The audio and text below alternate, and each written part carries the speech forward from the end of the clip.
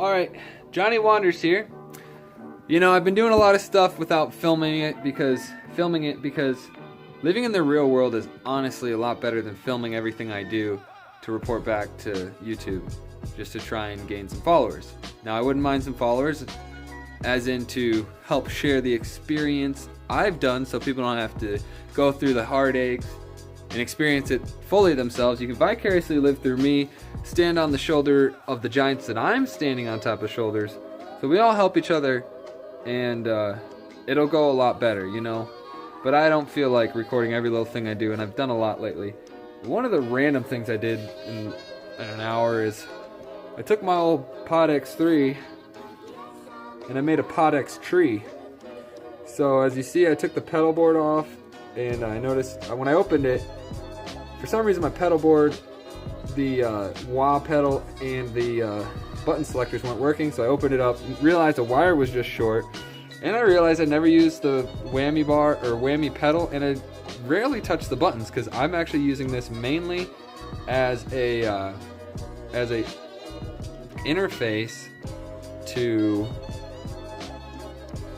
use the Helix native plugin, which is Line 6's latest, greatest technology, all put into a plugin.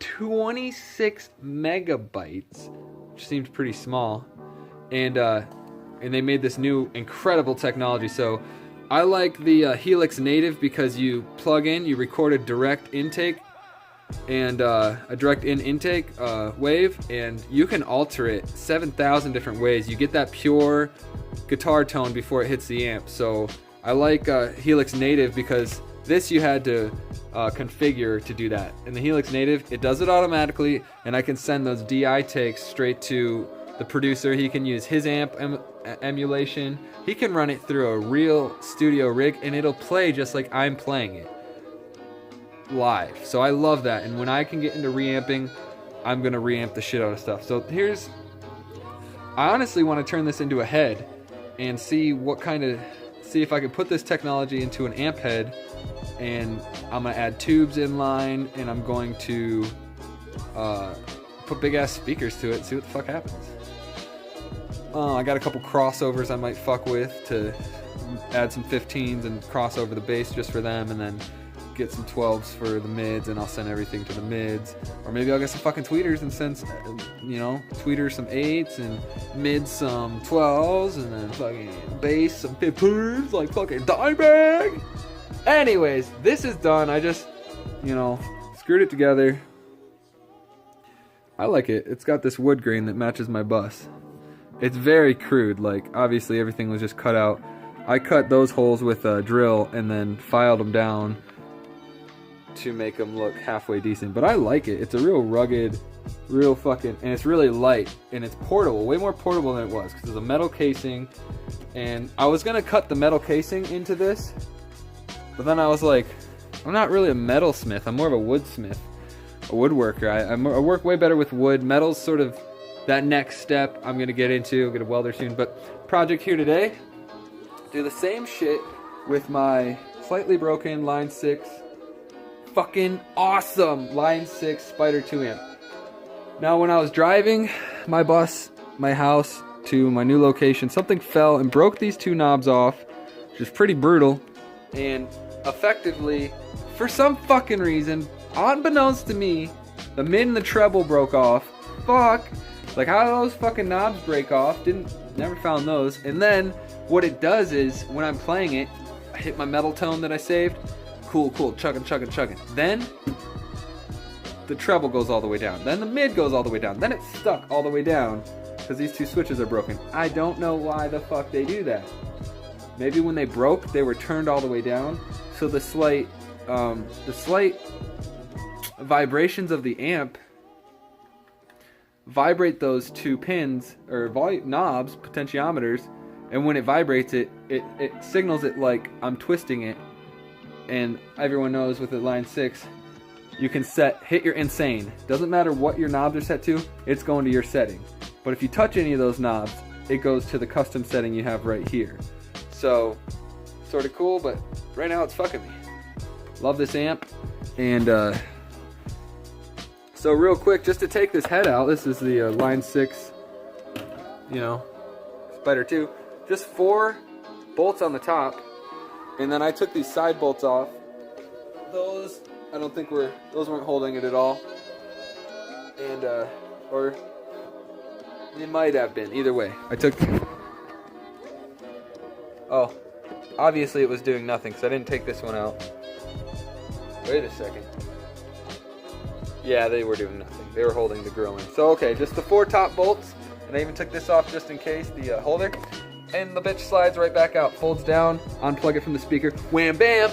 Now I'm gonna unsolder the potentiometers of the effects knobs and move them over to the mid and treble, because honestly, my whole life, I knew I wanted to be one of the best guitar players.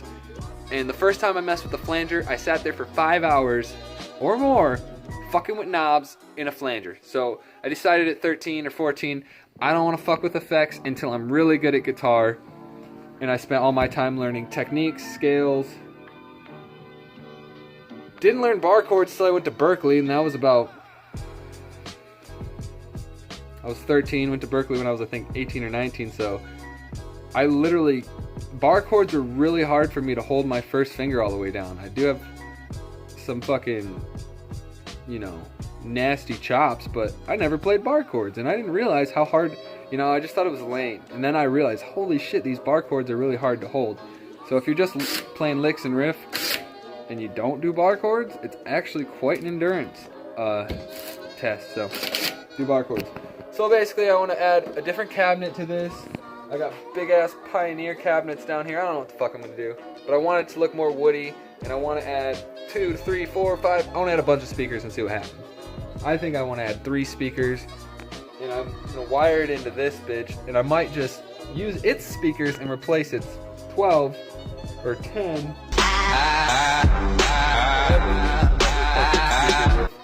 you know, the badass Celestion. You can't really downgrade to fucking stereo speakers, but whatever. So that's what I got going on.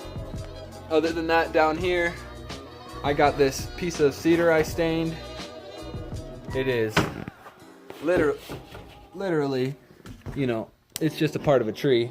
It's got that, yeah, the outside curvature of the tree. I'm turning it into a shelf for this antique mirror that I got here. I gotta clean up the mirror, and I'm adding, this is really thick, really sharp on the edge. It's about a quarter inch thick, and it's sharp as hell on the side. So I'm gonna take a board and run it as a border along it, and stain it all, throw it on the bus to open it up, give it that open feel that mirrors give shit. So those are the projects, and that's what's going on. And then I got my trusty Ibanez RG7420. Y'all know what I'm talking about. Fucking scalloped frets, fucking little pillow that says Jesus loves you, because you know he does. And along with Muhammad and all the Abrahamic kids. So we got this nasty fucking frets done by San Diego Diablos, San Diego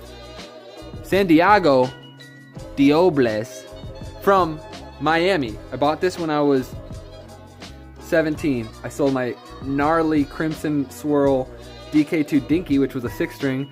Bought this for $500. Oh, I can't remember. Maybe, I think I sold the Dinky for $4. I do think I spent $5 on this. Now they still go for $300 to $500. The best RG7 620 and RG7 420 are your main best guitars. These play like $3,000 guitars. I will never buy a $3,000 guitar unless it is made in Japan, or that's seriously, I don't know any other $3,000 guitar I would buy. I was gonna buy a Tossin Abasi, but it seems like a gimmick, and honestly, I know the people that run it, they were douchey. Maybe they weren't douchey, but I just wanted to have a conversation, even a 10-minute conversation, even through email, with Tossin to ask him some questions about his innovations that he claims to have made, you know, fan frets and all that. I don't want to talk to the peons. I don't want to talk to the guy making the guitar, because I'm a guitar player. I want to talk to the guy that plays the fuck out of them.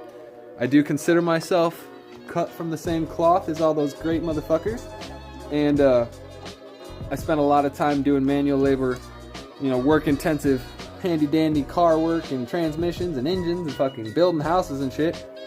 And I like to pride myself a little bit on being able to do that shit and shred this guitar. And I do know it's just like those fucking RPG games. I put a little more stat points on other things that I thought were more real world and important, because I do want to be a well-rounded individual while primarily being a shred-tastic motherfucker. But long story short, if I'm going to buy a $3,000 guitar from a new motherfucking company, I would like to talk to the inventor of that said product. I don't give a fuck how special you think you fucking are. He can't possibly make time for you, bro. I'm like, bro, hook it up.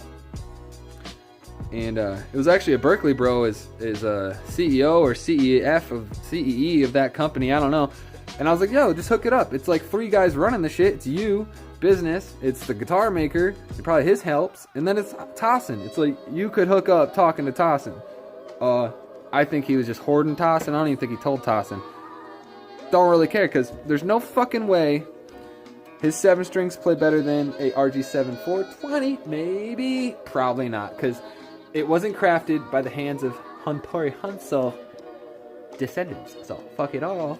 I'm going with every Japanese Ibanez I can get my hands on. A Japanese Fender, I got one. Motherfucker's got a Floyd Rose stock from the company.